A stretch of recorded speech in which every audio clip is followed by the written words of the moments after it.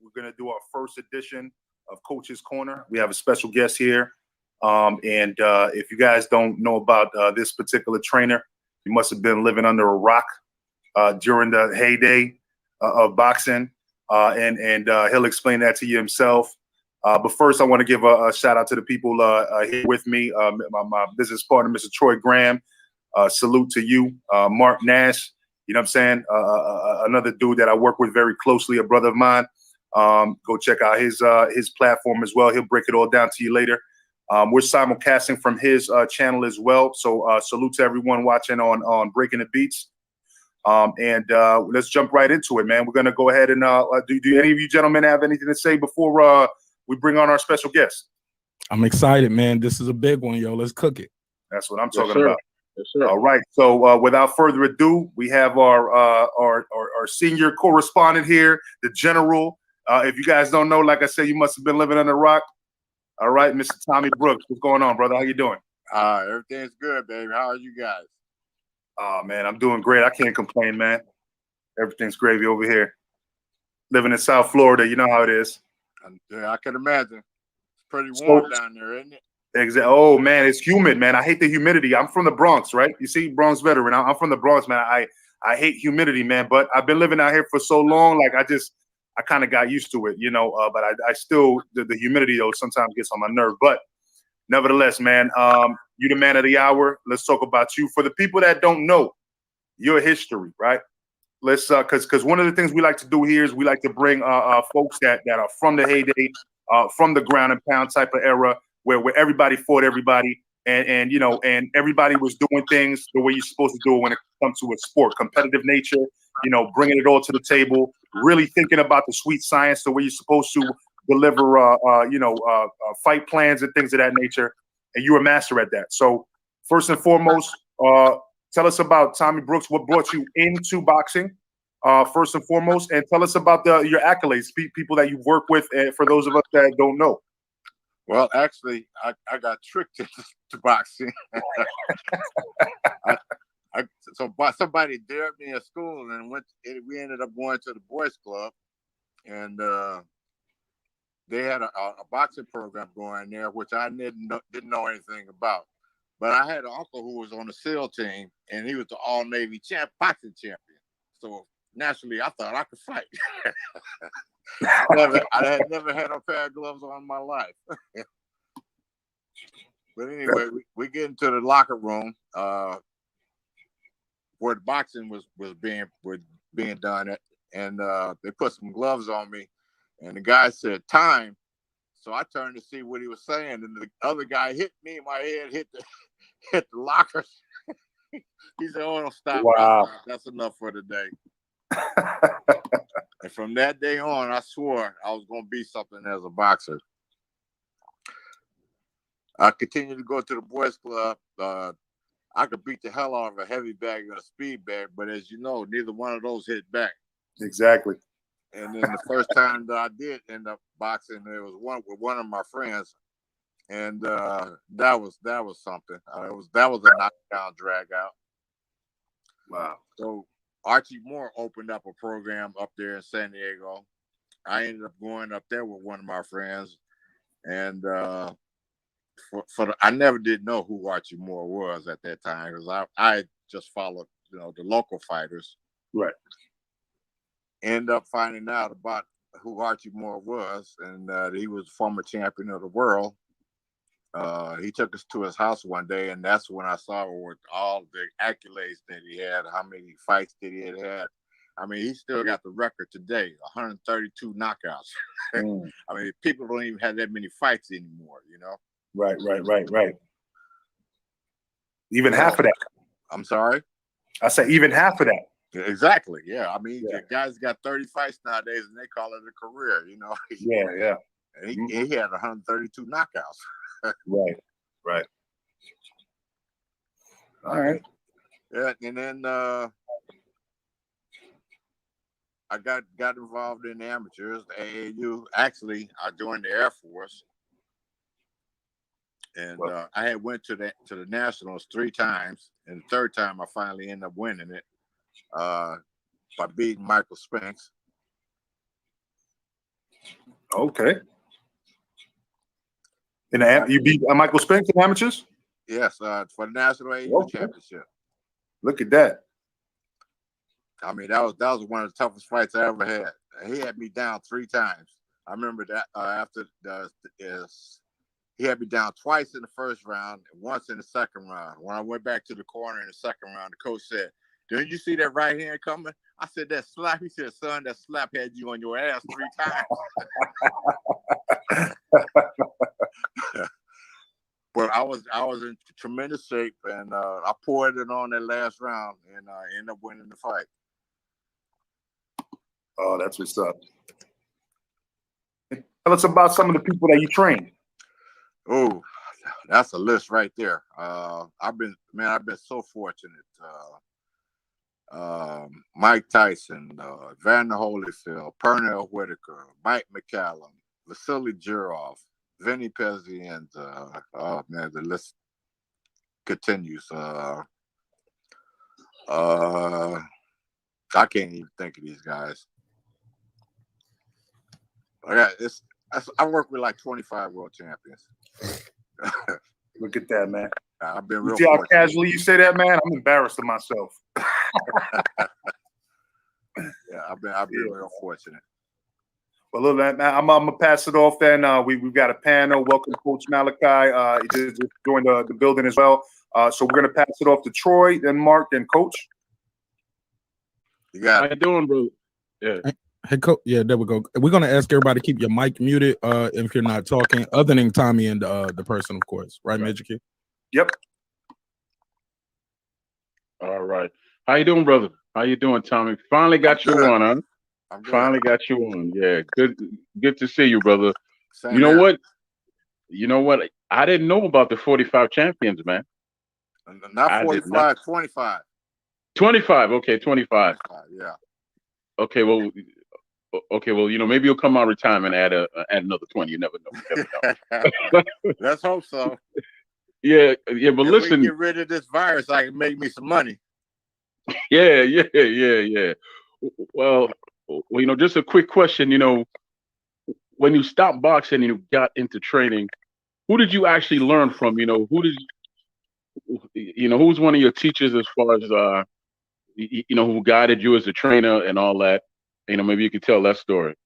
Sure. I started working with Georgie Benton and Lou Duva. Ended up working with Emmanuel Stewart, Eddie Futch, Angie Dundee. I've worked with some of the best. You could have stopped at Georgie Benton. He was a bad man right there. I've been really fortunate. Yeah, brother. Wow. So give us some bits and pieces, of what you learned from like Georgie Benton, Mr. Fudge and all that. What did you learn from each of those brothers right there? Actually, what I did was I combined everything together from what I learned from each one of those guys. Primarily, it's all about patience and being in shape, being patient, and know what you're doing.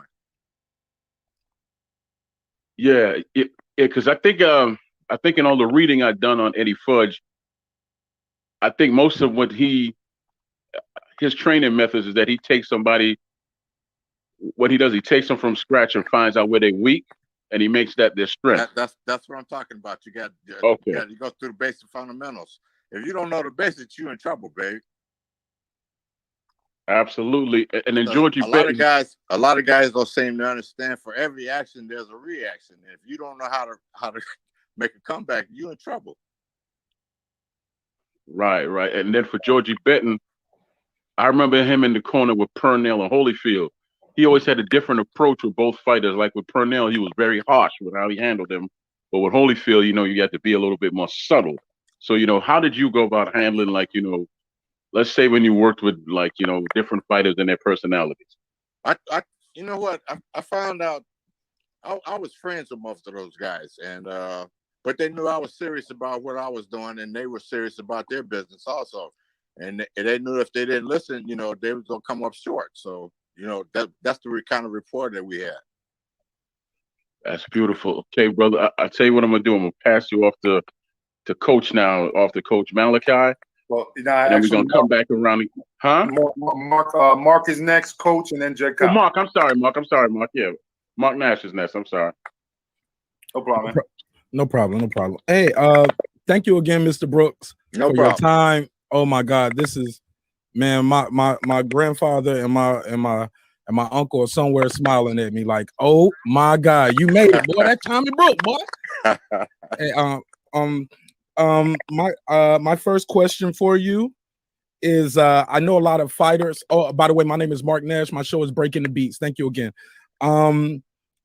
Some fighters have a lot of anxiety before fights. We hear about guys being nauseated, they get the bubble guts, all kind of things before a big fight. As a trainer, did you ever experience any anxiety yourself before a big title fight? And if so, how did you deal with it? You know what? I've always found that if you're in shape, your fighter's in shape, you did what you were supposed to do in the gym, you got nothing to worry about. Just go out and do what you're supposed to do. But if you come up short, you got an injury or something like that what throws you off, that's when the worries start coming in. But if you did what you were supposed to do in the gym, you got no problem. Just go out there and do what you're supposed to do. That's easy for you to say, I'm sure, because you trained a lot of killers too. You trained the best of the best. So I've been real fortunate. Man, look at God. My second question on this first round for you was, you said you worked with Tyson Holyfield. I think you worked with Klitschko, one of the Klitschkos before too, right? Yeah, both of them. Both of them. Okay. So you a lot of these guys you trained are Hall of Famers as well. Who was the most disciplined fighters that you work with? If you can, like, hey man, I didn't have to tell this guy nothing too many times over. He was always on time. He always worked hard. Like, who was one of the most disciplined fighters? I'd have to say Mike McCallum, Pernell Whitaker. Holyfield was good about it, and Mike was also. Matter of fact, we had gotten to the point where I could just call a shot from the corner and it'd be gone. They don't even look my way. Hold on, you said Mike Callum, Pernell Whitaker, Holyfield, and Mike Tyson. Surprisingly, yes. Yeah, surprisingly, yeah, Mike Tyson. And when you say call a shot, what exactly do you mean for the novice people listening? If I tell them throw a jab or throw a straight right hand, throw an uppercut, throw a hook, or put the combination together. Okay, so you didn't do the number thing with Mike Tyson. You wasn't saying 7 6s and all that. No. I just wait till he got back to the corner and tell him what he needs to do. He picked right up on it. All right, I'll pass it on Coach McCallum. Coach Malachi. I'm sorry, I said Coach McCallum. Coach Malachi, you got the floor, sir. Yes, sir, Mr. Brooks, man. Congratulations, sir. I'm so honored to be on the phone with you in the chat right now. It's my honor. Yes, sir. Thank you so much, sir. I'm Coach Malachi Williams, the New Media Today, USA Boxing. I have a couple of questions I wanted to ask you. The first one is about Evander Holyfield, but just overall in general, your training style. How do you help a fighter overcome fatigue during the championship rounds? Let's say it's a close fight. You know your fighter is tired, the other guy is tired, but he has to dig deep in order to pull it out. The key to that is this: ask the fighter, how bad do you want this? You got to go get it. I can't fight the fight for you. You got to fight. Yes, sir. And I have one more question. As it relates to Evander Holyfield, it's one of my favorite heavyweights. I was so upset when he beat Mike Tyson because I was a Mike Tyson fanboy. I was so upset. But Evander Holyfield was one of the best inside fighters that I've ever seen. We had quite a few of them, but on the inside, Holyfield knew how to roll with punches. He can take a damn good punch and come right back. Was that something that you taught him, or was that something that he already had in him? He already had that. He just worked on it over and over in the gym, though. Yes, sir. That's all I have to say. Thank you, sir. You're welcome. That's what's up. So we got Jed Kyle and then a special guest that wants to talk to you after that. Yeah, hey, Brother Jones, can you mute? Can you ask Brother Jones to mute though for us? While he's asking, please. No, that's not him. That's not him. I already checked it. It's actually not him. Okay. So it's coming from the main guest. Yeah. Go ahead, Jay. Tommy, how are you, sir? Tommy, how are you, sir? Absolute pleasure to talk to you, brother. Hey, babe, thank you. I just want to ask you as well. One of the fighter I always thought was very underrated. One of the most underrated fighters was Rocky Lockridge. I'd seen you've done a Hell lot of of a work. fighter. Hell of a fighter, sir. Very underrated. I don't think he ever got the credit he deserved. How long were you involved with him? Like the majority of his career, or did you come later to work with him? Actually, I used to work with Rocky up in Tacoma, Washington. Rocky Lockridge, Johnny Bubbs, we were on the same team. Oh wow! So you come up with him, yeah. So you're with them like throughout the majority of their career. They come up under you. Exactly. Yeah, that's. Were you with him in the corner when he beat Barry Michael for his last world title? I don't start me lying. I don't remember. I've been in so many fights. Yeah, fair enough. That's fair enough. That's understandable. Yeah, because that was his last world title he won against the Australian fighter. That was a brilliant performance. Yeah. Also, and then I think I remember seeing you in an interview. You were doing work with David Price. They tried to get you. Did you get brought in to be a trainer for David Price?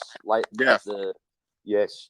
It's a real shame because I think he had a lot of talent. He was tall. He could punch hard. He could box, but he's hard headed though.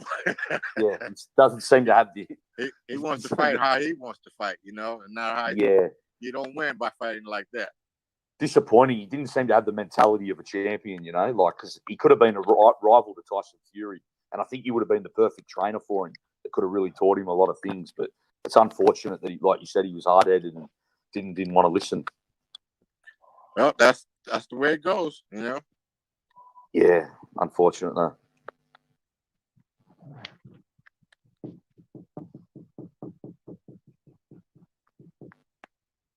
Major Key, you muted, my brother. Oh, my bad. I was saying, and I appreciate that much. So, Jed Kyle actually has a gym out there in Australia. You know what I mean? So if you ever find one of your fighters over there, look out for Jed Kyle. Yeah, this is the outlaw boxing. That's one place I haven't been there, Australia. Yes, sir. My brother, you're more than welcome. This is my gym here in the outlaw boxing. It's called club, and this is the insignia. So yeah, anytime you're in here, bro, more than welcome. It's been an absolute honor to have yourself there. And then the brother Junior Jones came back over here. What's going on, Mr. Jones? How you doing, brother? Well, everything is great. That's what's up, man. You go ahead and talk to Coach, man. I know you and him know each other, man. So go ahead, man. I never met Coach before, first time. What's up, yeah? man? What's up, Coach? Now, if anybody deserves to be in the Hall of Fame, Junior Jones deserves to be in the Hall of Fame. Blessings. Yeah. What's up, Junior? I remember the night he was fighting Barrera. Okay. He beat the brakes off Barrera. They had to stop it in the corner, otherwise he's gonna get knocked out. Now we beat the brakes off him, Coach. And then the second fight, you beat him like he stole something. Like I said, we did it. We did it together. So don't forget yourself. We did it together. Everybody knows a good fighter always has a good trainer. Yeah, that's for sure. Nobody does it on their own. No, because I could have done it without you. Without you, it would have been impossible. That's very kind of you, champ. We had the perfect plan for that fight. So like I said, nobody gave us a snowball chance of hell of that one. those are the first time. Yeah, like I said, man, that first fight, you beat the brakes off of him. the second time, so they give us a chance. The second time, yeah, you beat him like he stole a government mule. First I said we won by luck. No, that wasn't no luck. If that corner didn't jump in there and pull you off of him, he was gonna be eating some turf. He'd be knocked out right now. That's right. He still be out kicking like a chicken. Yeah, we had fun that day. But remember the camp? We had a great camp too. Yes, we did. We had an awesome camp. The funniest camp was a great camp. We had a bunch of characters in that camp. You look who's talking. You the main one. You know, I was you were the main one, Junior. yeah, But it was all anyway, fun, though. It was fun. anyway, yeah, anybody want to kill me in that camp. That's I what's was, up. I was the smallest one in that camp. You were Yeah, what? yeah, I was the smallest one. Yeah, that's right. Yeah, all the big And guys. you were the one picking on everybody. Yeah, I know, right? But we had a great time. We had real fun. Yeah, that's That was something a I good will never camp. forget, champ. Yeah, at camp we had a great time at camp. But you know, I'm always love you, Coach, because you helped me out a Same lot, here, man. champ. That's what's We up, had a man. lot of fun. I love seeing stuff like this, little history and all of that, man. Going on. You guys already had a bond and all that, man. So thank you, Junior, for I know you knew he was gonna be here and you came to show some support to your coach. You know what I'm saying? That's mad I know respect right there, mad love. that time Coach was gonna be here. That was a surprise to me.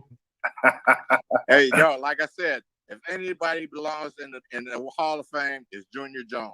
He earned it. Like Yeah, I said, man. I doubt if I get them. It was a great try. Yeah, man. He was here a couple weeks ago, man. And you know, I gotta be honest with you, man. Like everybody was like, wow, Junior Jones. Like everybody wanted to chop it up. You know, everybody wanted to jump on the live stream, man. You know, but I know Troy and Mark, they had some more detailed questions, and Coach Malachi as well.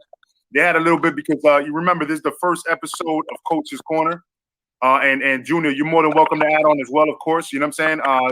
This is all family here. We want to talk about some of the things, the things that are going on in boxing right now, and some of the controversies and some of the problems, like what we were talking about last time, Junior. But it's Tommy's first day here. You know, so and basically we plan to do Coach's Corner at the end of every month, the first Monday of every month, or the last Monday of every month, and talk about what's going on with the previous month and project what's going to happen in the next month. So for right now, go ahead, Troy and Mark, and then if any, Coach Malachi and Jed, if you have any follow-up questions before we start talking about the previous month. But I know you guys had some detailed questions from a coach's perspective that y'all wanted to ask. So go ahead. Yeah, Coach. I just want to get your take on I'm gonna call it the farce on Sunday with Floyd and and Logan Paul. I don't even know if you watched it. No, I didn't see the fight. That makes two of us. That makes two of us. But what's your? Hey, look, I'm gonna be honest with you, man. If I ain't making no money, I ain't paying no attention to it. Hallelujah! I feel the same. I feel the same way. I'm not gonna lie. This business to me, man. Call that what you said. Said don't make dollars, don't make sense, right? That's right, baby. That That's was right. your favorite quote. Yeah, that's right. What's your thoughts on that? With all this, with all these fake fights kind of going on, you got any thoughts on it? Fighting guys off the internet, fighting guys from MMA. What's your thoughts on that? Hey, look, it's a business. You got to remember that. If you can make some money fighting to nobody, hey, go with it. If the public is gonna buy it, that's on them. But believers in real fights, they're not even gonna watch it. That's got like me, for instance. What I want to see that for? I ain't gonna learn nothing from that. Okay, thank you. That's why I got so much love for you, and I call you, and I try to get all the knowledge from you. I try to get all the knowledge from you. But all right, brother. Coach give it to you straight. Yes, sir. Now, you know what I want to ask you, Coach? Yeah, go ahead, Troy. Let's just say you were to come back out and train. Name a couple of the fighters that you actually look at that you would train right now, like some of the current fighters that you think about training. To be honest with you, I haven't even been paying attention to it. I mean, because I've been down almost a whole year because of this doggone virus, so I haven't been paying any attention. Okay. Well, I tell you what, man. I'm not gonna lie. I tell you what. What could you do with a 6'6", 230-pound 19-year-old who has a good foundation? I gotta see what he can do first. Okay. He's my son. A lot. See, what a lot of people don't realize, boxing is all about basic fundamentals. If you got basic fundamentals down, I could work with you. You know what I mean? Because I don't have to teach you the basics and then teach you what you need to know. It's two different things. All right. Well, I tell you what, man. I'm gonna talk to my son. I haven't talked to you. All right. Got it. All right, brother. Thank you. You're welcome. Hey, Coach. I had two questions. But I want to segue off of what Troy just said and ask you one brief one off of that. How early do you think you should put a child in boxing or teach them, self-defense and like that, for them to have those fundamentals where it's like almost walking and chewing gum? He knows to keep the glove up right here. He knows the footwork. How early? To be honest with you, if they know how to walk and they know how to hold their hands up, start them right now. Okay.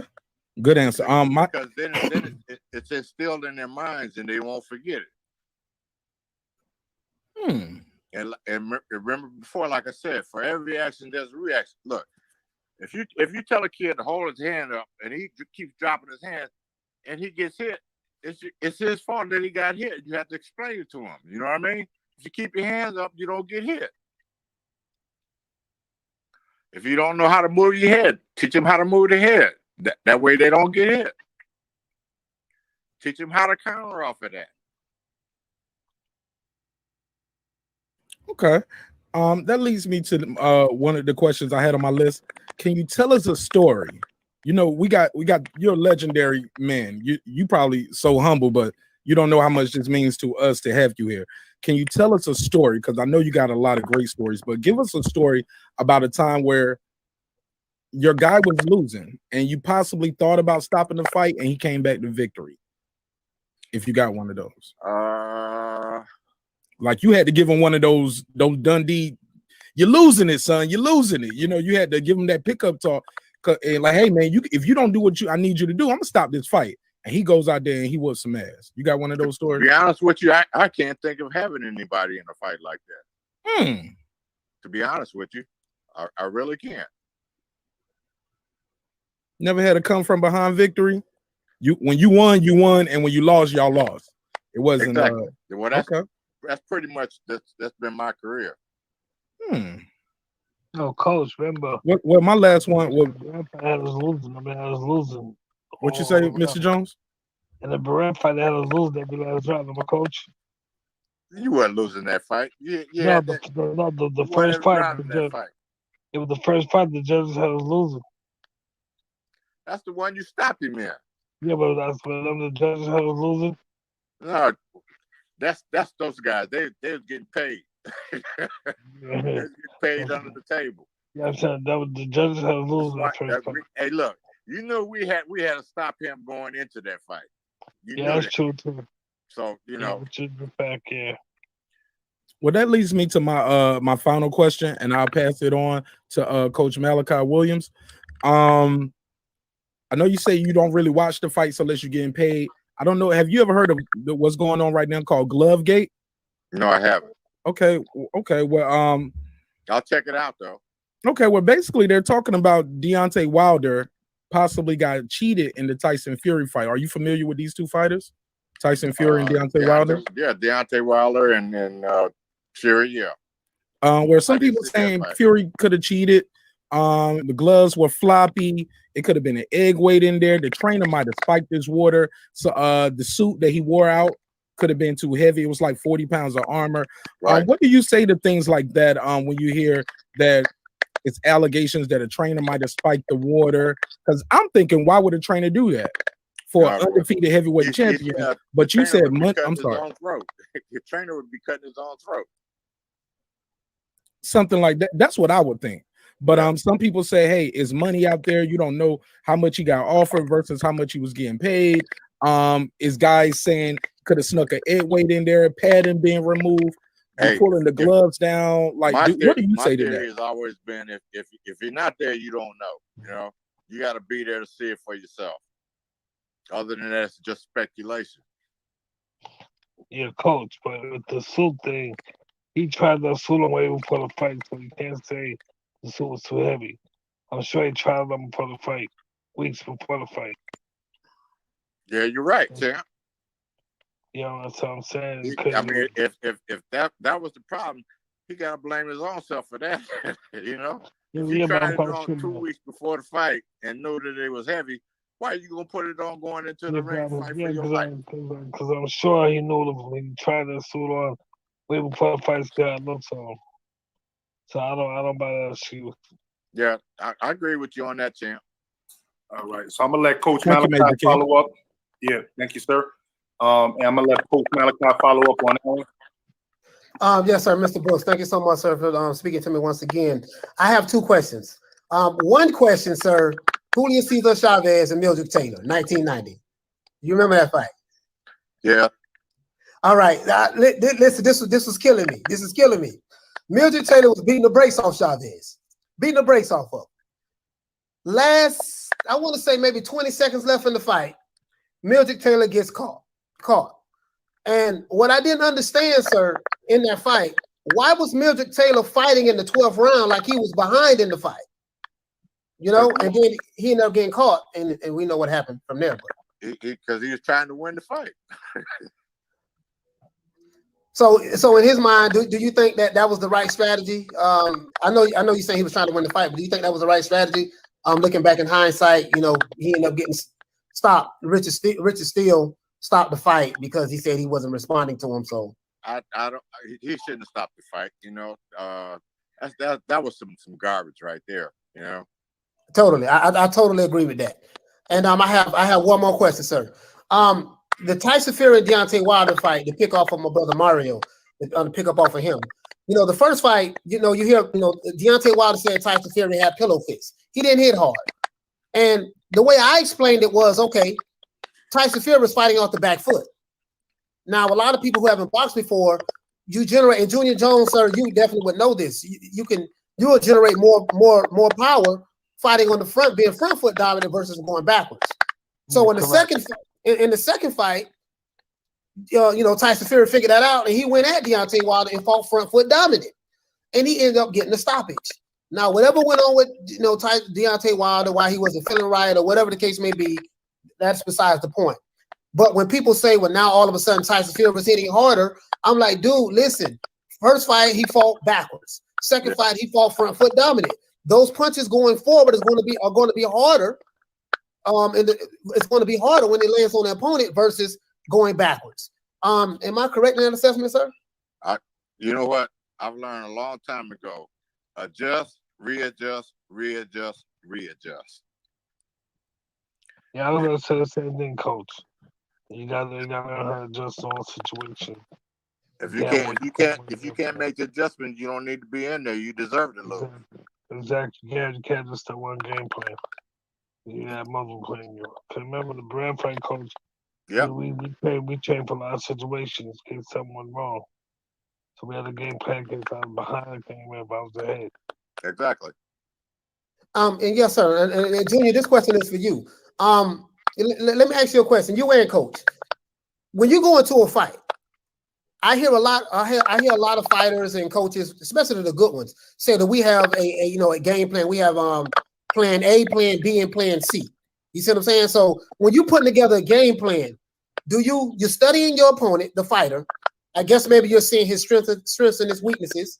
You're gonna try game plan A. If that doesn't work, you go to game plan B.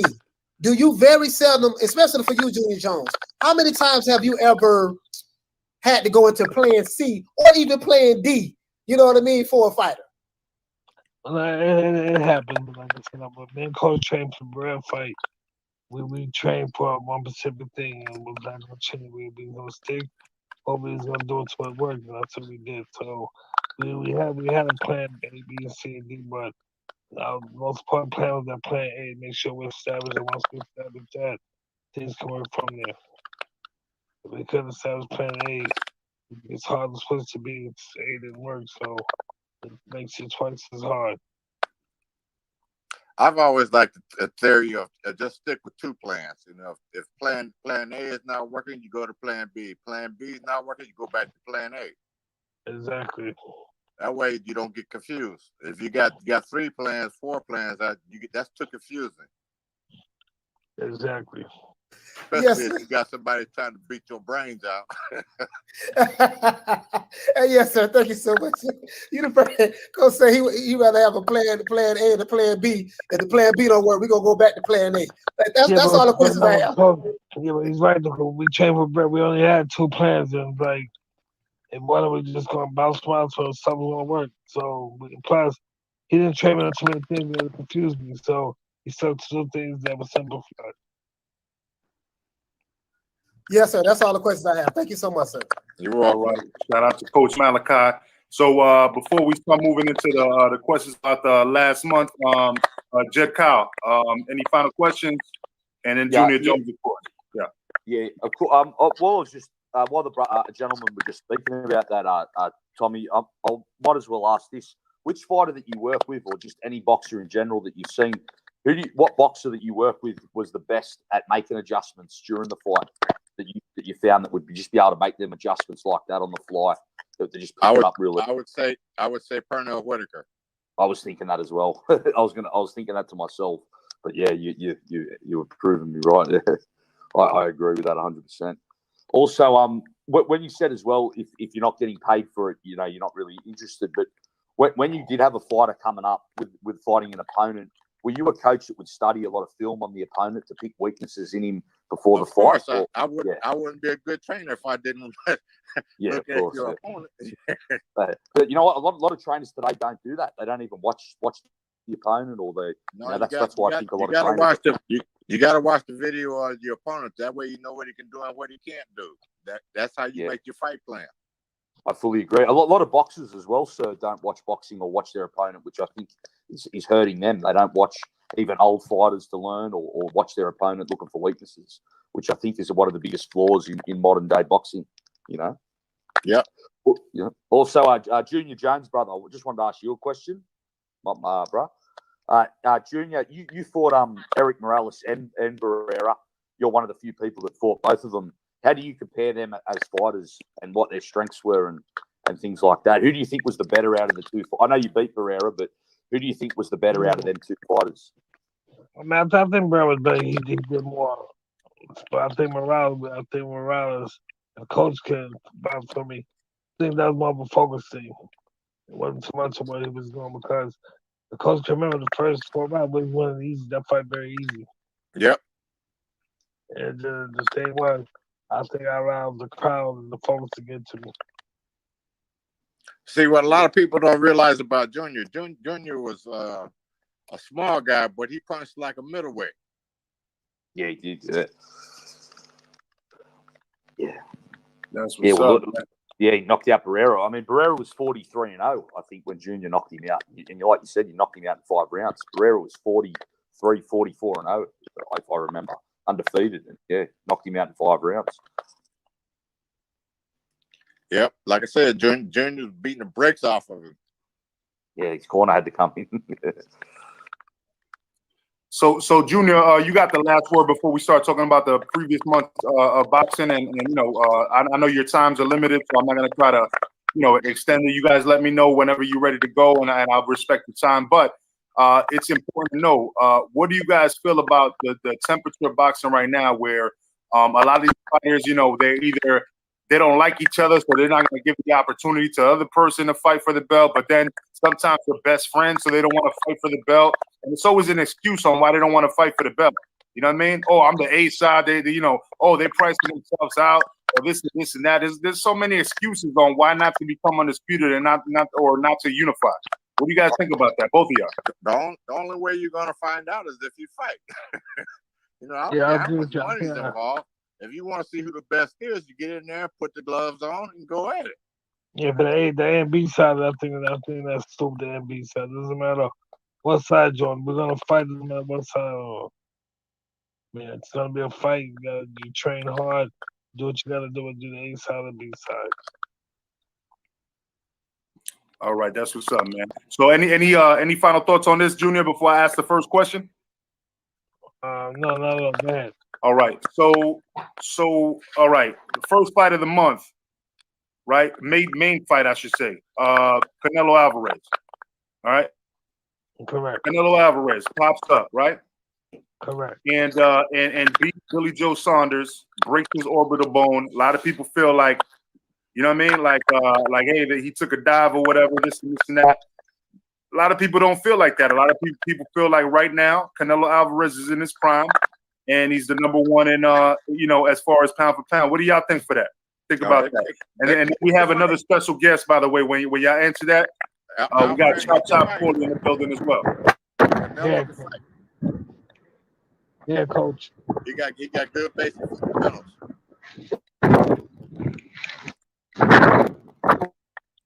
I'm sorry. Can you say that again? I didn't hear what you said, Coach. He has good basic fundamentals. He's a good fighter, all around. All right, so he's not a ducker, a tomato can, nothing like what these people are trying to say, right? Nothing like what these casuals are trying to say. That's why I brought you on. That's why we keep bringing on the experts. He's not a tomato can. No, he can fight. There we go. What do you think, Junior? And then welcome to the building, Chop Paulie. You go out right after Junior Jones. I think he don't fight the typical Mexican. He's very versatile. He can do many things. He's very, very athletic. So I think he's the real deal. That's what's up. That's what's up, man. So yo, Chop, what's good, brother? You're not cooking today. We gonna be cooking on some.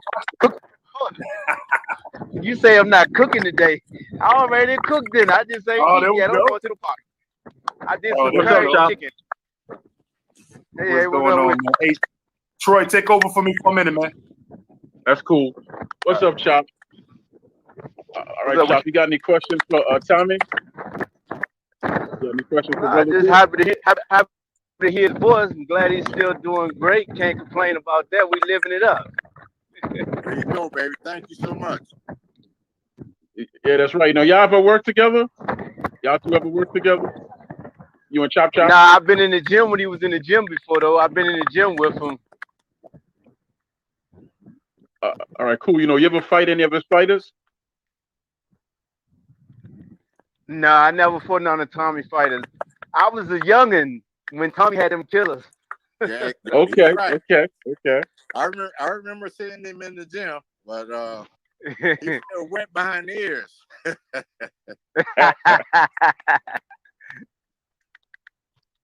Turned out to be a hell of a fighter, though. Yeah, so Tommy, right? Just a quick question. Let's just say that you had Chop in your stable, right? Yeah. How would you go about training him? What would some of the methods be for you to train Chop? I would work with him like I did Junior Jones. Uh-oh. What, work on his power, his speed is what? A combination of things: power, speed, agility, movement. I see you smiling, Chop, man.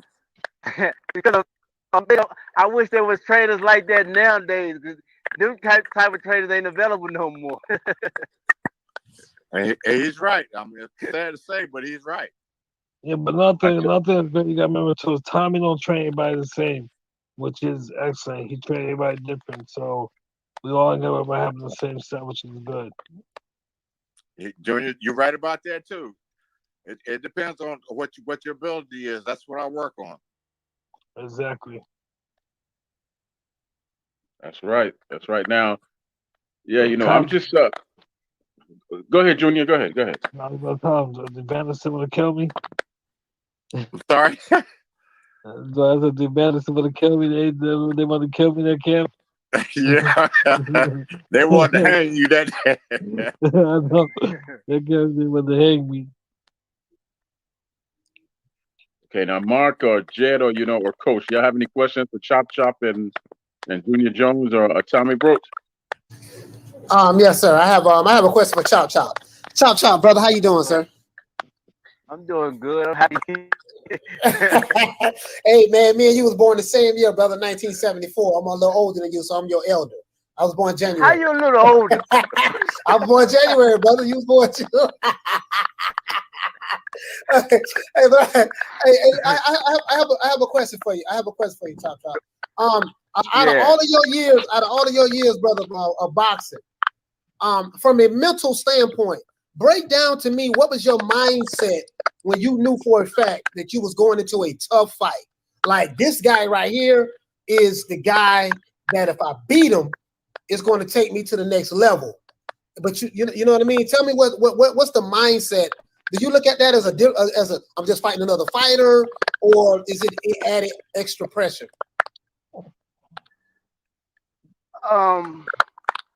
When I fought Lucas Matisse in Argentina, I knew that was gonna be a tough fight because he was much bigger than me. And then going through the fight within the first 4 rounds, I knew I had motherfucking Storm in front of me, and I was like, God damn, I can't move this guy, man. And I was just trying to weather the storm and box and move, and he kept coming.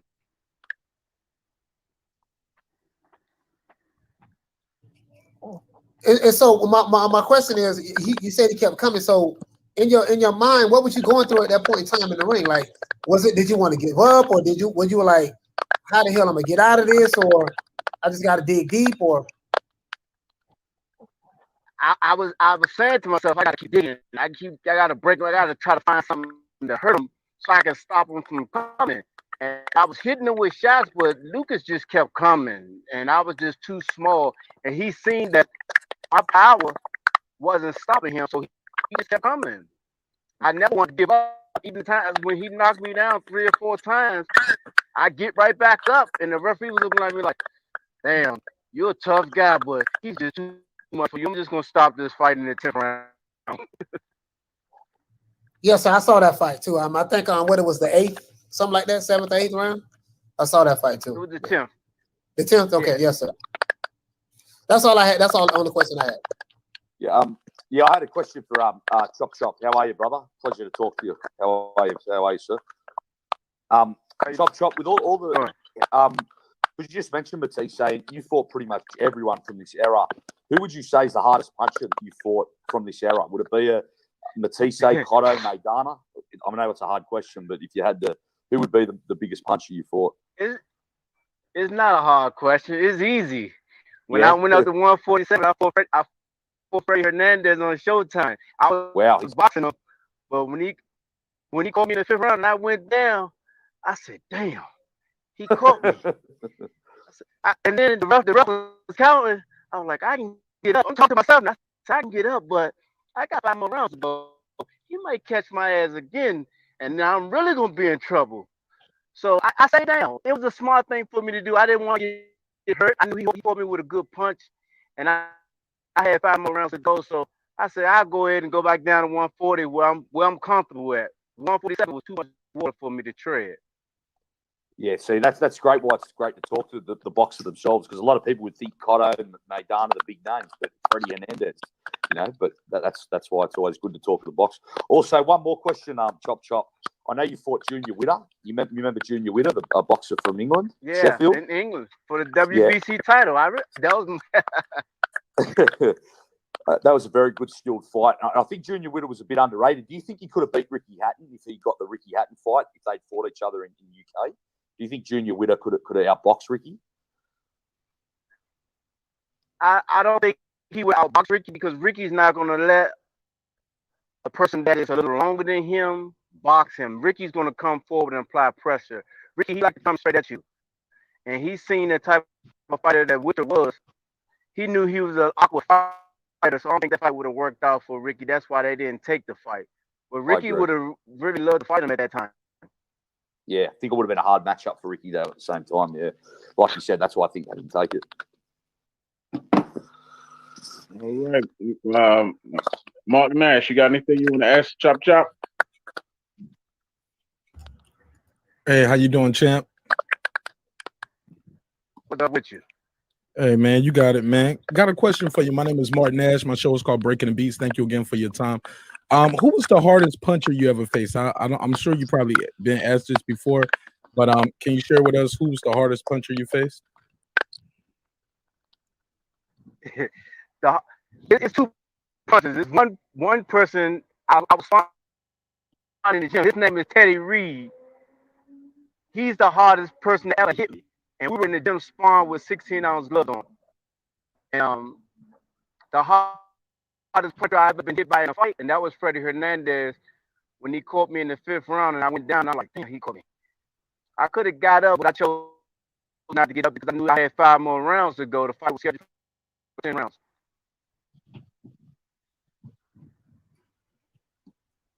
So Damn. you said you could have got up, but you just said, "Hey man, I can't take no more of this. I want to live to fight another day." That's how hard that It shot was not was. going to take no more. I knew he caught me with a good shot, and I felt it when I went down.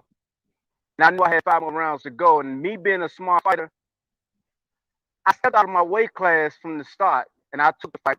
But it was an opportunity to move up to 147 to see how I do, and I test the waters. Okay, go ahead. I'll pass it on. No doubt, no doubt. So did you have anything to add? Anybody that jumped in after Corey came in as far as the first fight, which was Canelo Alvarez for the month, like, you know, because we had a couple of great fights this month, you know what I mean? And anybody could just dive into whatever y'all want to talk about as far as the boxing matches of this month. And I'm not talking about this month because we haven't had one, because what happened yesterday was not a boxing event. You know what I'm saying? It was an entertainment event. That's what that was. I mean, that was entertainment. That's all that was. So it was a good fight up there. Huh? Reyes and Hurt was a good scrap. Yeah, that was a good scrap. That was a good scrap. But that was the only one on the card, though, and that was, you know, I mean, you know, that's what I gotta say, man. I mean, I was expecting a tough fight from Arias, but also I expected Hurd to try to reestablish his name. So I was a little disappointed in Hurd, but I wasn't upset at the fight. Just put it like that. You know what I mean? Like they did fight good. You know, it was a good fight, little scrap, but it wasn't for anything. You know, it was just pretty much just to put the name back on the map. You know, there's nothing really, you know, tangible there that you can say, all right, now I'm really that guy again at the 160 division. You know, it was kind of just like bring themselves back from down. Let me ask Coach Brooks a question based off that fight. Coach Brooks, Jared Hurd recently lost his father, who was his trainer. He went into this fight. He had blew up in weight. He went from, like, I think they say he was 218. He went down to 160. He was unified champ at 154, but he fought at 160. That was the weight he could make. He lost the fight with his brother being his trainer, if I'm not mistaken. How important is it at this stage in the career where it's like, where, okay, the fundamentals, like you were talking about, the fundamentals are there. What's the difference between like that having that trainer who can make that game plan, because or just giving you that extra confidence, because the guy looked like he didn't look like himself yesterday. Between night and day, babe. Break it down for us, Coach. Like, because the guy fought a guy he was supposed to beat. He was just an opponent. He didn't supposed to beat the guy. The guy was already a naturally smaller guy. He comes up to fight him at 160 because the fight was originally at 154. Jared Hurd ate all his punches, never looked hurt. He even got a knockdown in the fight. One counted, one didn't count, but the one that didn't count, he actually got credit for it. The one that didn't count, he actually dropped him. But he still lost that fight, a fight he was put in there to win. God rest his soul, his father. Talk to us about what trainers do to come up with game plans and things like that. You got to be on the first thing. You got to be on the same page with the fighter. You know, if the fighter doesn't get the fight plan, you might as well be talking to the corner post. So whatever you work on in the gym is what you have to do in the fight. If you don't follow those directions, then you're in trouble.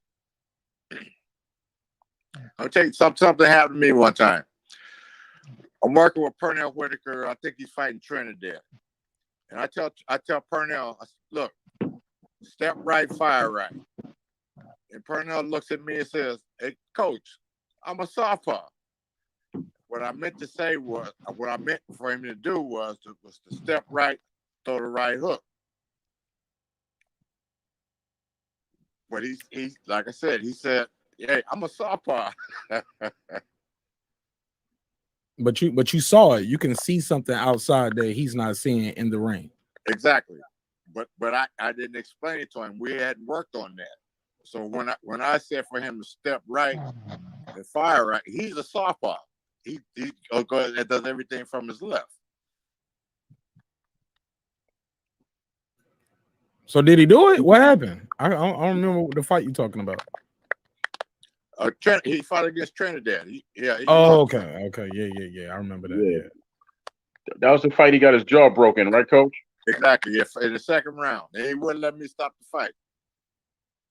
Tough little man. Tough little man. Go ahead and finish up, Mark. Yeah. I pass it back to Major Key. I see we got people dinging in. I got my 2 questions in and more. Yeah, no, we got Shelton Moore in the building as well. So let's let him get a question in, and then we'll pass it back to Coach Malachi Jekyll Jr. in that rotation. Mr. Burns, how you doing, sir? Tommy Brooks, how are you, sir? Hey, I'm good, babe. Good to see you. Good to see you. Followed you. Watched you for many years. My question to you is this: who's the toughest guy you ever fought, and who is the best fighter that you have ever seen? Oh, that's not a fair question. That's a tough one right there. I think the toughest guy that I ever fought was probably Michael Spinks.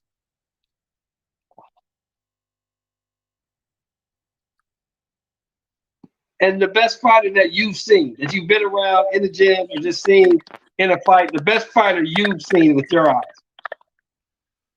Whoa, now that's another tough one right there. Cause that's I work with quite a few good guys. Mike McCallum's great. Purnell's great. Holyfield's great. Junior Jones is great. Vasily Jirov is great.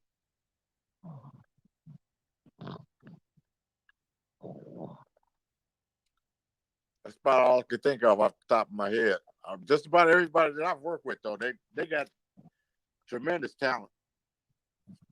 Thank you for answering my question, sir. I appreciate your time. No problem. All right, Coach, I got a question for you myself, right? Who was that one coach that always gave you problems? Who was that one coach?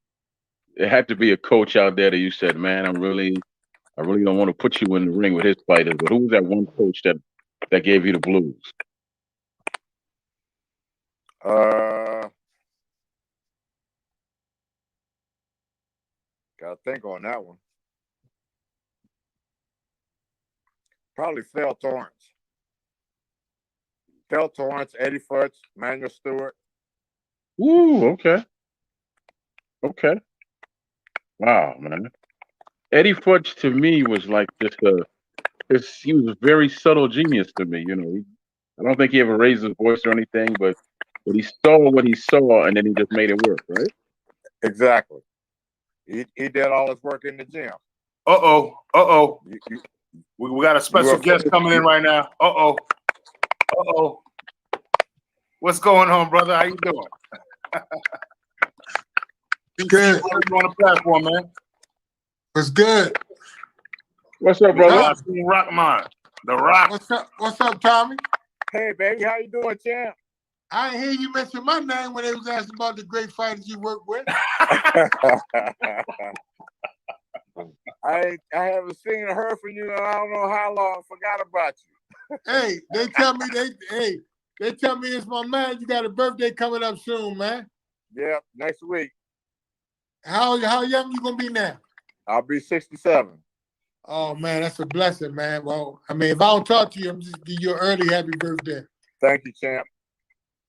Now, now you guys want to know about somebody that could crack. Now, this rascal right here, he could punch. I with both hands. Yes, he can. He can. Yeah, first Graham been dodging him. Yeah, that rascal. First Graham been dodging him. Punch. I didn't even want to work a miss with him. He hit so hard. Hey, Tommy was my man. If Tommy would have stayed my trainer, I'd have been undefeated forever. I still be fighting undefeated.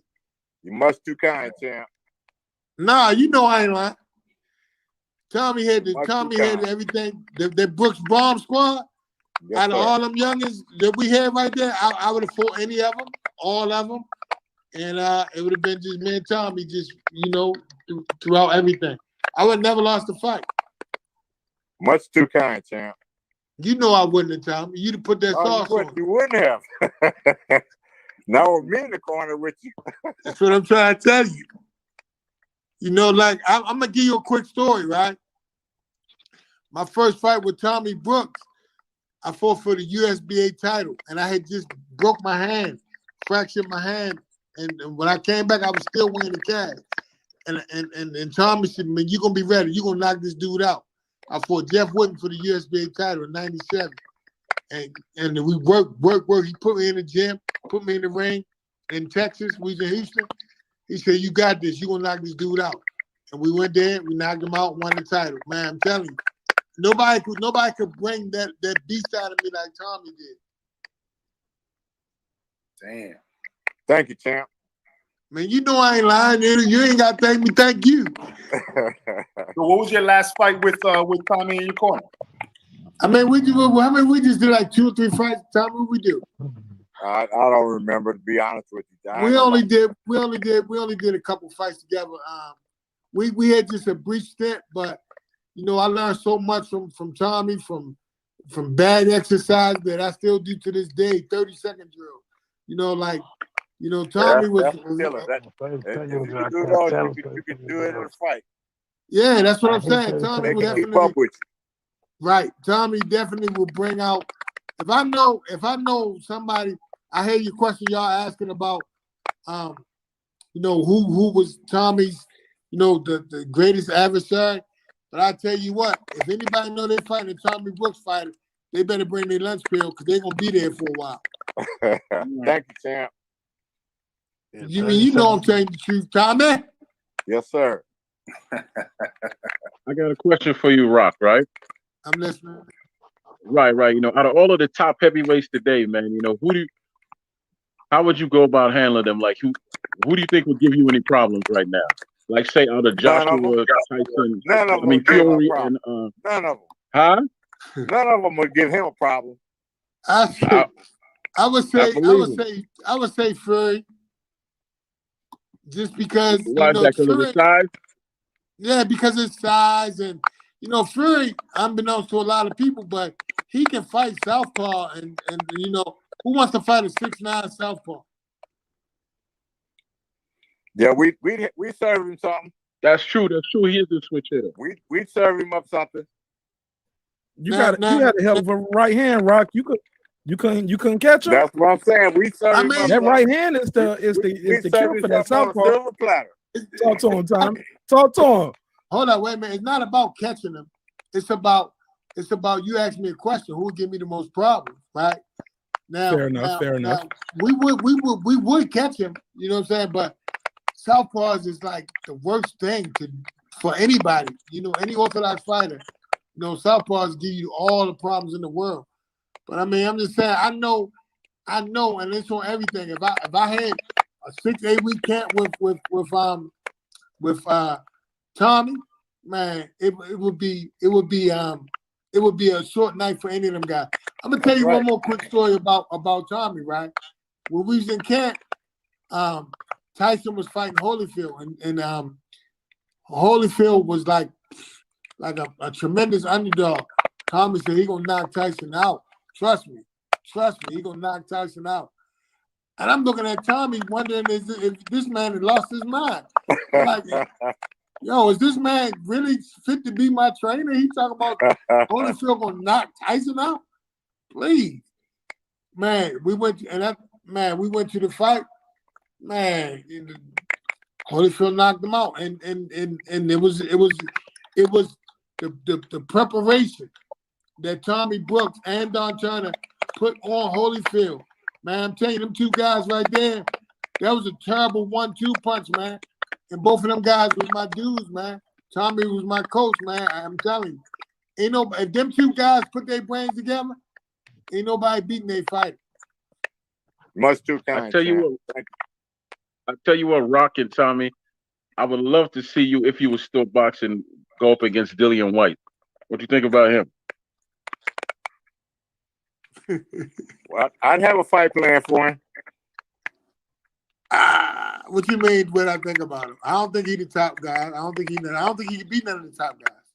No, Like, well, that's what I'm saying. I don't think he can beat Andy Ruiz. that was another brother I was going to ask you about because I see him as a one-hit wonder actually. But go ahead and speak on him. Yeah, I don't think he can beat Andy Ruiz. Andy Ruiz can actually box.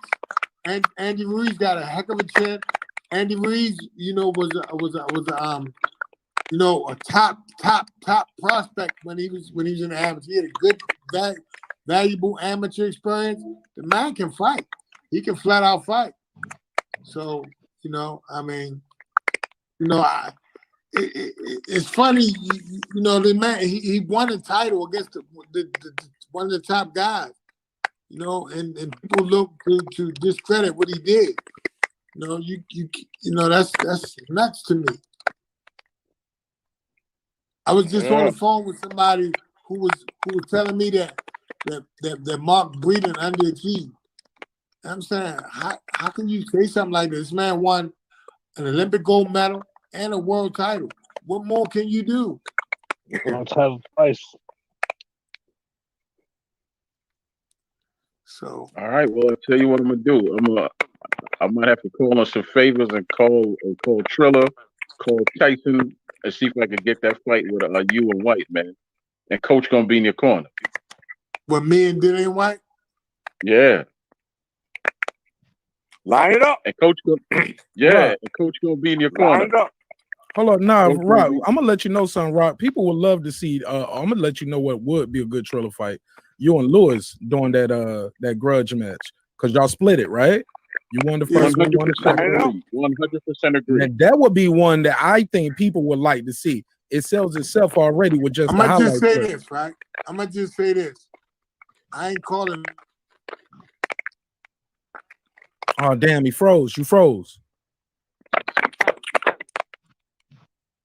He can. Hey, Okay, Rob, yeah.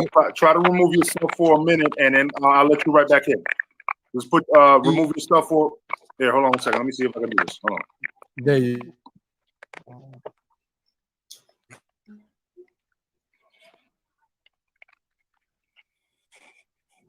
Yeah, Coach Tommy, I was going to ask you, did you ever work with, or against, Adrian Davis fighters?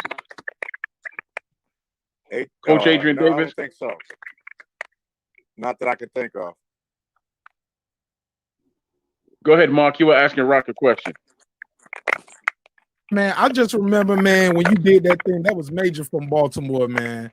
Like that was major. Like for you to go in there, because no, you know what I'm saying. They thought you was a light touch. You know what I'm saying. They didn't know what they was about to get, and you caught them. And when you caught them, it was all she wrote. Listen, you get what I'm saying. So it was. I think. I'm sorry. Go ahead, sir. It was for America. You broke up. Say it one more time. Sorry. It was major for America. It was major for It was America. major for the world, he said, right? It was major for America. Right. Okay. Yeah, it was major for Baltimore too, and Maryland, man. They and the East Coast, period. Yeah, but yeah, major for America. But I think people would like to see that. Would you even entertain something like that? That's something you'll have fun with, doing a little Triller exhibition with Lewis, running it back. Can you hear me? Yes, sir. It wouldn't be no exhibition. I know he ain't. Look, when you're dealing with heavyweights like those guys, yeah, they gonna pay you like it. Right now, I don't think it would count on your record though. I mean, listen, I could care less. I mean, it could or it couldn't, whatever. But this is what I'm saying. And Tommy, if you agree right now, like if you say, look, I'll get you ready, I'm saying yes to anybody. Tommy said, long as they pay.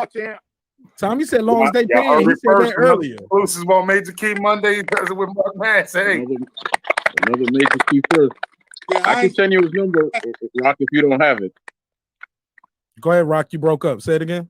And I'm not saying no to nobody. I'm not calling nobody out, but I'm accepting all challenges. Man, you was calling out Troy Graham when I was on the phone with y'all the other day. You was talking about Troy can get it. Troy Graham. Yeah, Troy can get it. Troy can get it. Yeah, Troy can get it. Man, so maybe Nah, man. you need to train Troy then, because you know what I mean. Because Rockman is you know, the Rock is a little too strong for Troy, I think, bro. Yeah, man, he too strong. But I'm gonna tell I you mean, what I told. look, like right now, I'm only benching like 475 right now. That's Yeah. Half a card. Okay, well, That's only half a card, 475. man. That's up from 450 though, Rock. Because I know you were doing 450 before. You but I'm jumped up a little bit. It's like 475 right now, but that's lightweight. I'm an old man. It's 475 ain't that much. Somebody I tell you what, brother. I'm No. Go ahead, Mark. Hey, look, somebody in the chat said they would love to see you in one of those fights with Shannon the Cannon. I'm gonna repeat what I said. I'm not calling nobody out, but I ain't turning down nobody. Hey, look, man, well, you got the resume, man. You're a former unified champ. You beat the man who beat the man. Like, if you down for it, man, I'm sure somebody will reach out to you. I know we're gonna put this clip out there and let everybody know. Rock said he down for it. Let's get this work. And Tommy said, let's get this money. He said that early on the phone. He said, I need them to clear up this COVID so I get my damn money. You know, Tommy don't play about that. Tommy don't play about that money. Hey, Tommy, man, Yes, we used to be in camp, and when he give us the weekend off, Tommy jumping on that flight first class, and he'll see us Monday morning. That's right. Yeah, I appreciate you, Tommy. I miss you too, champ. Yeah, that's what's up. That's what's up, man. So apparently we're not gonna get no fights, but he's nor denying nor confirming any fights. But it sounds like he's open to it if Tommy Brooks is in the corner. Let's go, champ. Let's go, champ. Hey, Let's go get him. Coach Jed, y'all have any questions? Oh yes, sir. I got 3 questions. I got one for Rockman, I have one for Coach, and I have one for Junior Jones. Yo, and Jed, my bad, Jed. You come right in, all right, brother. I apologize. Jed been quiet for a minute. But yeah, Coach, go ahead and handle yours right now, and then Jed will come in right after you. Yes, sir, Rockman. Yes, sir. This is Coach Malachi Williams from New Media Today USA Boxing. I watched that fight, brother. I have to go back to 20 years ago. You was a 20-1 underdog against Lennox Lewis. I think that was 20 years ago, if I'm not mistaken. Could be. I could be off a year or so. You shook up the world when you knocked Lennox Lewis out. Nobody gave you a chance. What was your mindset going into that fight, knowing that everybody had written you off? All the media outlets were saying, Lennox Lewis was this monster. He was this guy. He's just going to walk through you. You should just be happy to be in the ring with him. What was your mindset going into that ring? Rumble in the jungle. I felt like it was the same scenario with Muhammad Ali and George Foreman. Yeah. I just felt like I was a young Muslim, taking on a big giant that nobody gave a chance to. Yeah. And when I went over there, I was the underdog, and then I ingratiated myself with the people of South Africa. And before the fight come, they all loved me over there. So I just felt like, it was eerily similar as to the Rumble in the Jungle for me. That was my Rumble in the Jungle. Yes, sir. Thank you so much. Thank you so much, Rockman. Much respect to you, bro. Alhamdulillah. Tommy. Yes, sir. Yeah. I got a question. I got a question for you, sir. Pernell Whitaker. I was a fanboy of Pernell Whitaker. He fought Julio Cesar Chavez to a damn draw. Now the whole world know he beat the brakes off Chavez. He got robbed. on that. He got robbed. Yeah, robbed with 2 pistols, hand grenade, and a rocket launcher. Exactly. Whole world seen it. Exactly. And I saw the look on Pernell Whitaker's face, like he just couldn't believe it. You see what I'm saying? Yeah, I couldn't either. the problem, what I wanted to ask you was this. The knock on Pernell Whitaker was he didn't have punching power. Everybody can't hit like Rockman or Junior Jones. Everybody can't. But just because he didn't have the punching power of some of these other guys who was out there, doesn't mean he wasn't a hell of a fighter. What was it about Pernell Whitaker that, in your opinion, that as it relates to the politics of boxing, what that, the boxing, the judges, or the powers that be, or whatever, what is it that they didn't like about him that you felt like he wasn't getting a fair shake sometime when he was in some of his biggest fights? because they hadn't seen anybody like him before. Pernell, he hit you from anywhere at any time. And being a softballs aren't supposed to be that great. And Pernell, one of the best softballs ever walked the planet Earth. Yes, sir. Yes, sir. Tommy, thank you so much, sir. Junior No Jones, problem. this question is for you. You won your first 32 fights. Now we know your 33rd fight, you lost your 33rd fight, but your first 32 fights, what was your mindset? Because I could just imagine if I boxed before for 5 years, and at King Kong's gym in Tampa, Florida. Don King had that gym, and my trainer was Detective Tommy Ellis out of Tampa, Florida. When you won your first 32 fights, did you feel like what was your mind? Did you feel like you was invincible at that time? Couldn't nobody beat you? Like, what was your mindset going into your 33rd fight? Because you won the first 32, and you were smoking dudes. You were smoking them. But when you lost your first fight, psychologically, what did that first loss do to you after winning 32 straight?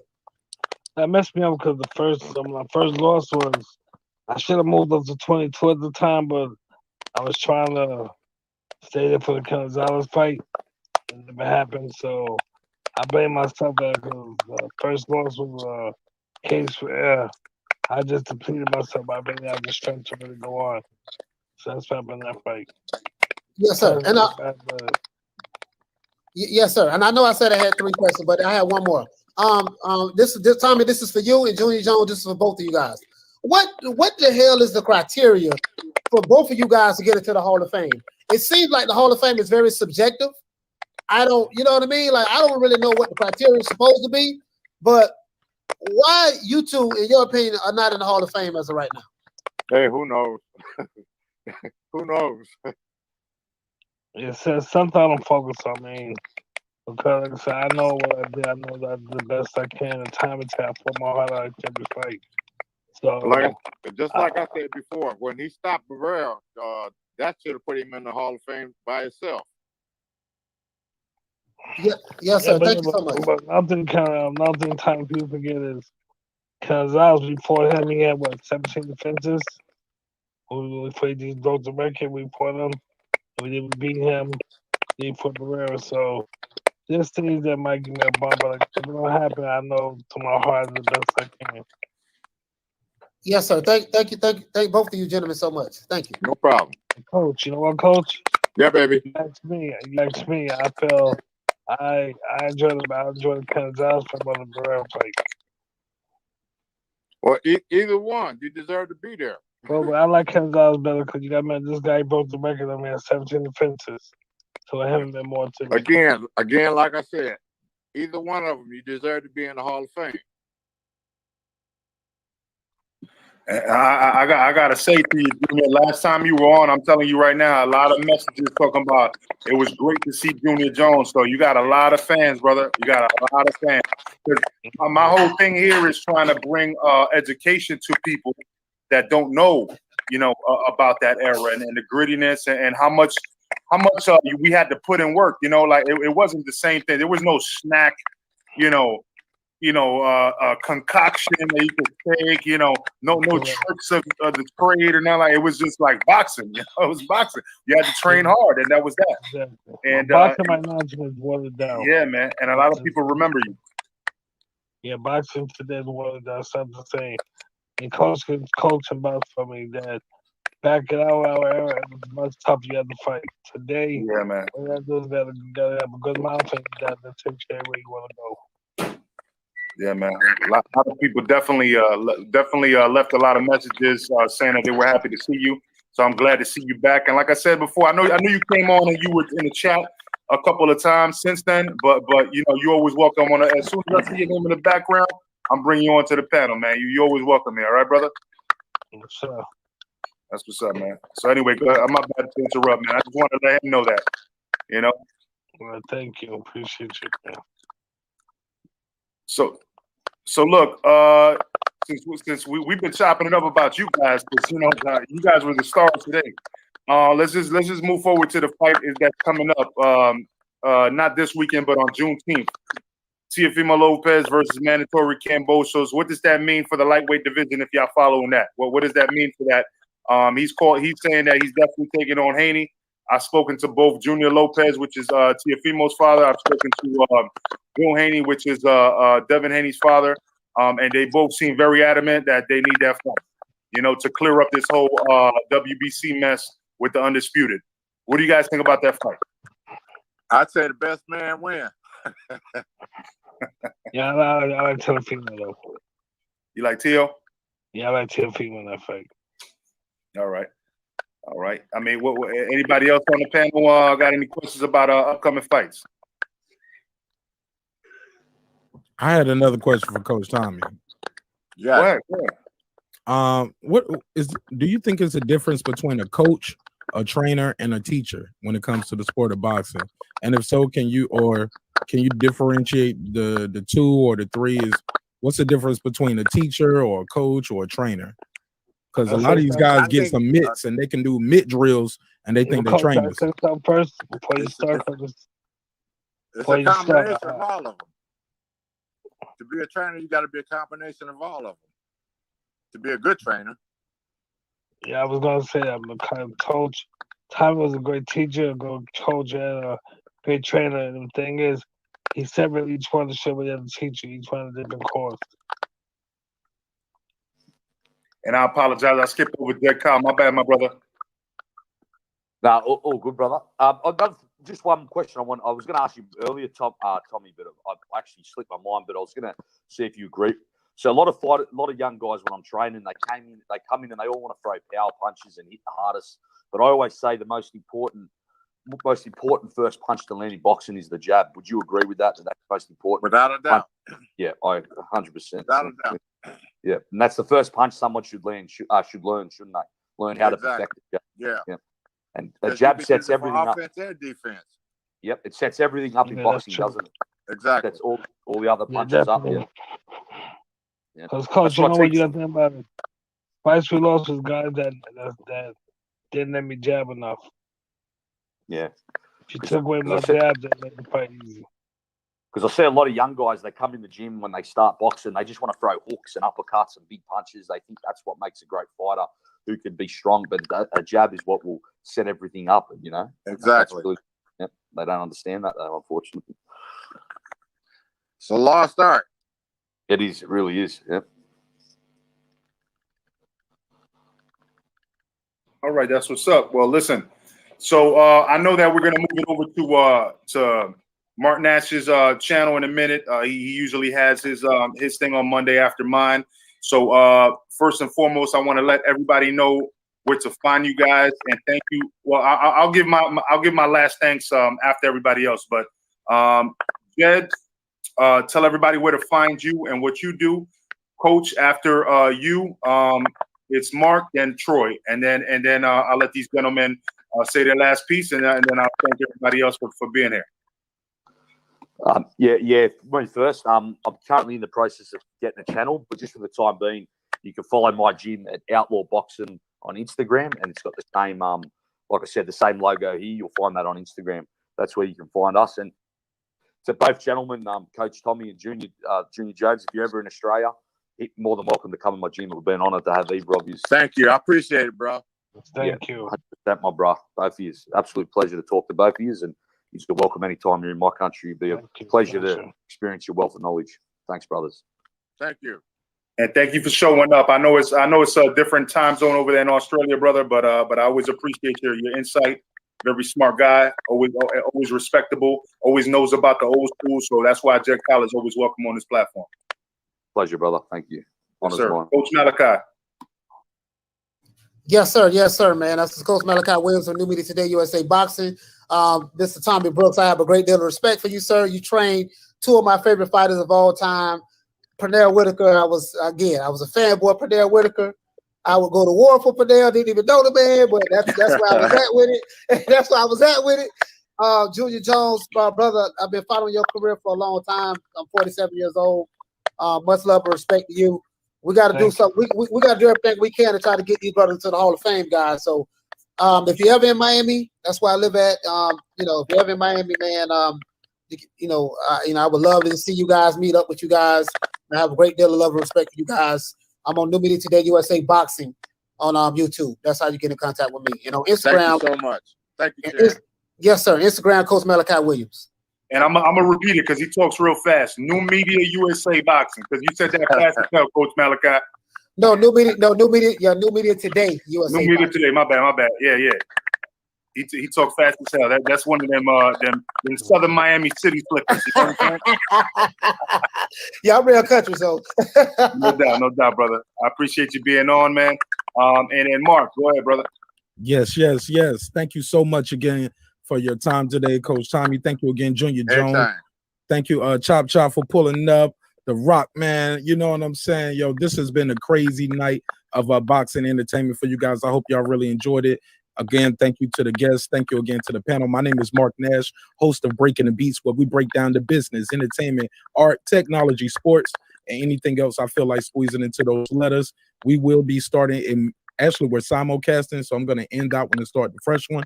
And thank you guys again. You can find me on all platforms at Mark Nash, like you see right here. And plug your project. And it's you got a my project website dropping this week, bro. Absolutely. Tell I'm them an artist. Absolutely. I'm an artist, producer, engineer, songwriter, video director, web design. I make the merch, and you can get that merch at marknash.com. I got a new project dropping on Friday called Edith. It stands for Every Day I Try Harder. It's the acronym, and it's an ode to my mother. My mother is still alive. She's on the project, and she participated in it, which is a blessing. So I'm dedicating it to her while she's still here, and she can get her flowers while she's still alive. And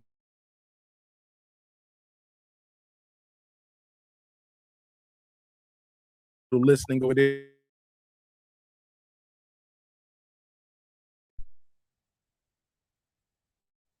And I'm gonna get your advice on the album. Well, your critique, not your advice, because it's out. It's over.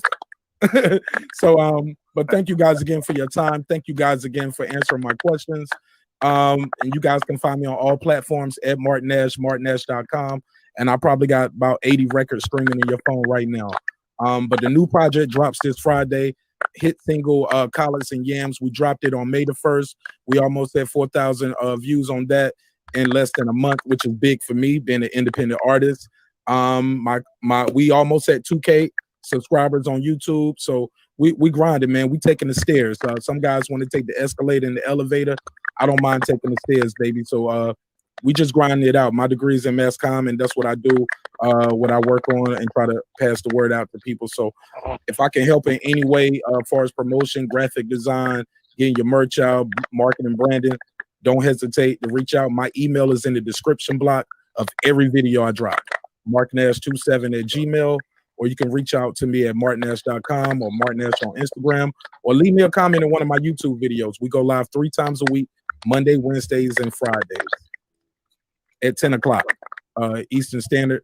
But on Mondays, I always do the collab efforts with Major Key to support him and help him grow his channel, as well as grow my channel and, share the audience. So thank you again for your time. Thank you again for the promo, Major Key. And I'll see y'all over there in a little bit. It was a pleasure meeting you, Brother Tommy. It was a pleasure meeting you, Mr. Jones. Thank you. Same here. God bless. After we done, make sure y'all check out Mark Nash. Cool brother, man. He was actually on my first live. Always kept it 100 with me, and we've been working ever since. So shout out to Mark Nash. And of course, everybody else, Coach Malachi, Jeff Kyle, you know what I'm saying? Troy Graham, last words before we get to Junior Jones and Tommy Brooks. Yes, sir. Just from the bottom of my heart, man, I appreciate you, brothers, for giving us your time and, for being so open and telling those stories, man. You touched a lot of people tonight. And Coach, you're coming back the end of the month to do Coach's Corner again, right? Yes, without so a doubt. definitely see you again. And Junior, as you know, Junior, you always got a home with us, brother. You always got a home, brother. So you all right. That's right. And look, we have a motto here at Major Keys. Major Keys is the home of legends and great fighters, man. If you all could say that before you get off the panel, that'd be great for us. Major Keys is the home of legends and great fighters. All right? Thank you for your time, brother. Appreciate you. That's what's up. So, Junior Jones, any final words? Yeah, man, I'm thankful for the platform you guys gave us today. And people got a chance to hear what I gotta say and everything like that. So I'm just appreciating. I thank you guys from the bottom of my heart. We appreciate you, man. Like Tommy Brooks said earlier, we appreciate you. We appreciate you, brother, for real, for real. You know what I mean? So I know you say you appreciate everybody, and I know that you're humble about that, and you mean it, but we mean it to you. We appreciate you. You know what I mean? So always remember that, man. All right? Thank you. Yes, sir. Major Keys to play for legends and great fighters. Thank you, sir. I appreciate that. Thank you, brother. What's going on, Mr. Brooks? Final word. You got it, babe. Hey, Joe, man, I appreciate every one of you guys. Yes, sir, man. And Junior, Appreciate you, sir. I wouldn't be me without you there, champ. All right, thank you, Carl. Appreciate it. I want to be Same known thing with The without Rock. you. Thank you. That's word up. I